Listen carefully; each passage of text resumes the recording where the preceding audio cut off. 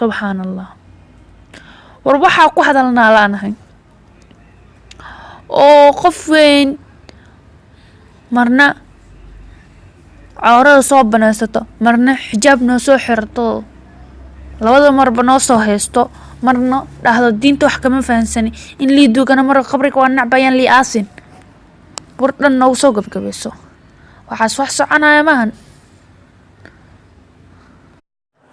waxaas war ma noqoto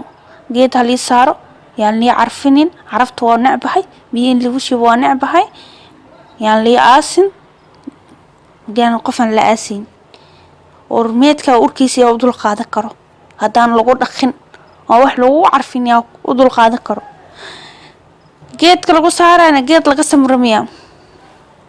oo adduunkan korkiisa waa ku baktinaysaa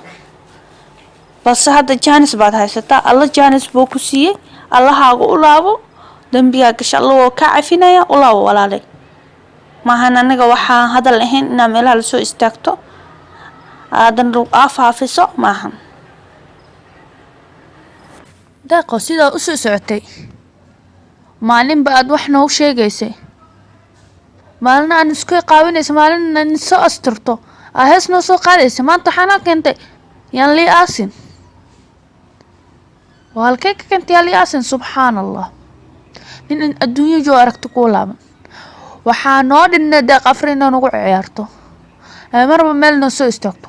oo wax qabsado ma lahan oo sheego oo meel fadhiisiyo qof maskaxdeeda fadhisa ma ahan oo qof waalan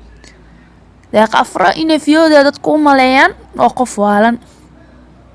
haddeen waalneen way cabsantay walaal haddii cabti meelaha waa la iska aamusaa video in la iska duubo dadka ma loo soo wada diro haddana haddii la hadlaa wax fiican baa lagu hadlaa yaa lii aasin war maahan waad ogtahay wada khaldana ku socota ka soo laabo allahaaga u laabo oo alla ka baq ma ahan inaa qof dadkina soo istaagto oo dhahdo yaa lii aasin iyo wax lamid ah subxaanallah. war waxaa ku hadalnaa laanahay oo qof weyn marna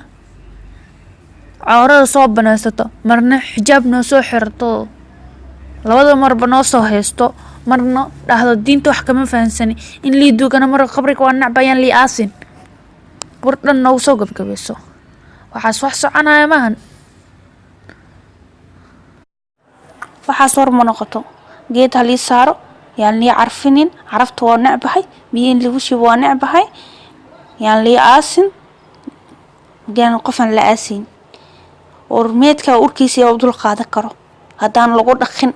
oo wax lagu carfin yaa u dul qaadan karo. geedka lagu saarayna geed laga samramiya